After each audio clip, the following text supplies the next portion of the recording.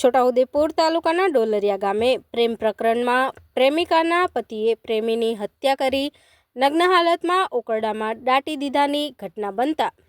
આ ઘટનાની ચારેકોર ચર્ચા ચાલી રહી છે। સૂત્રો દ્વારા મળતી માહિતી મુજબ જોજ વિસ્તારના નવા ગામના શુક્લાભાઈ બારિયા લગ્ન ડોલરિયા ગામે ડેરી ફળિયામાં થયા હતા અને ડોલરિયા ગામે પોતાના 6 સંતાનો સાથે રહેતો હતો। શુક્લાભાઈ બારિયાની પત્નીને નવા ગામના કિશન રાઠવા સાથે પ્રેમ સંબંધ હોવાની જાણ શુક્લાને થતાં શુક્લો પોતાના મિત્ર કિશનનો કાંટો કાઢી નાખવાનો પ્લાન બનાવ્યો હતો। તારીખ 23મી ઓક્ટોબરની રાત્રે કિશન પોતાની મોટરસાઇકલ લઈને ડોલરિયા ગામ આવે છે અને ડેરીની સામે શુક્લો કિશનની હત્યા કરી ચાદરનો ગળિયો બનાવી લોહીની તરતી લાશને ઢસડીને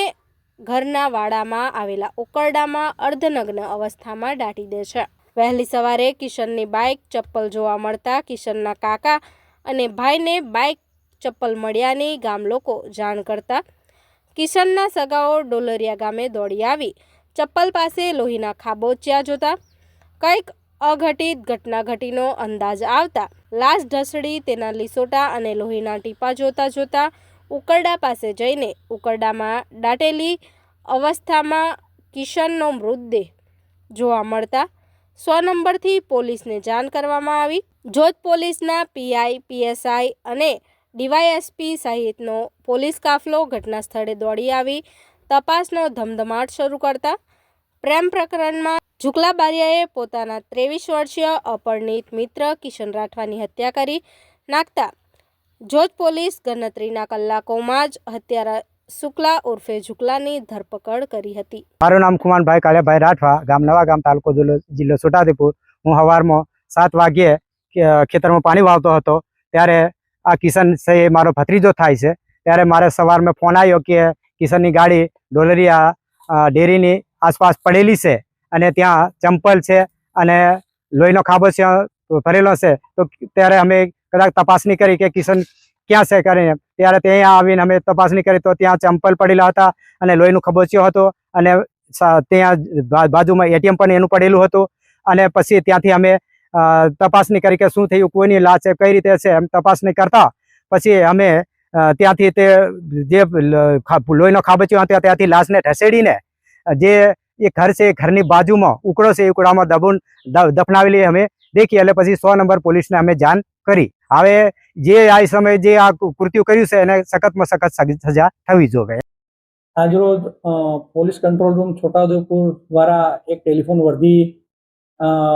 જોધ પોલીસને આપવામાં આવેલ કે ડોલરિયા ગામે દૂધની ડેરી છે તેની પાછળ એક ઉકરડાની અંદર કોઈ વ્યક્તિની લાશ છે। તાત્કાલિક પોલીસ ઘટના સ્થળે પહોંચી ચેક કરતા એ ઉકરડામાં લાશ દાટેલી હોવાનું જણાઈ આવતા એક્ઝિક્યુટિવ મેજિસ્ટ્રેટને તથા સરકારી પંચોને બોલાવી લાશને કાઢવાની પ્રક્રિયા કરવામાં આવી। લાશને કાઢી ત્યારે જોવામાં આવેલ કે તેની અંદર એના માથાના ભાગે, તેના આંખના ભાગે તથા માથાના વચ્ચેના ભાગે અને પાછળના ભાગે એવી 7-8 ગંભીર ઈજાઓ જોવા મળતા કોઈ તીક્ષ્ણ હત્યા દ્વારા ફરિયાદી શ્રી ખાપરભાઈ બચલાભાઈ રાઠવા રહે નવા ગામ ભગતફળિયા તેઓની ફરિયાદ આધારે તેમને ફરિયાદમાં જણાવેલ કે આ કામના જે આરોપી છે એ શુક્લાભાઈ ઉર્ફે ઝુકલાભાઈ વેસ્તાભાઈ બારિયા રહે ડોલરિયા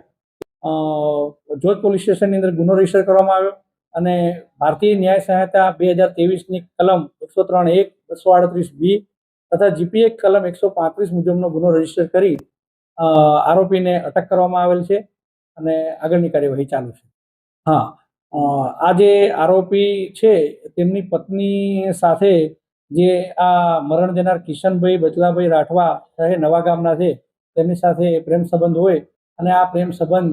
આ કામના જે તોમતદાર શુક્લાભાઈ છે એમને પસંદ ના હોય, ગમતું ના હોય અને અવારનવાર એમને જોઈ ગયેલ હોય જેથી તેઓએ એને મારી નાખેલ।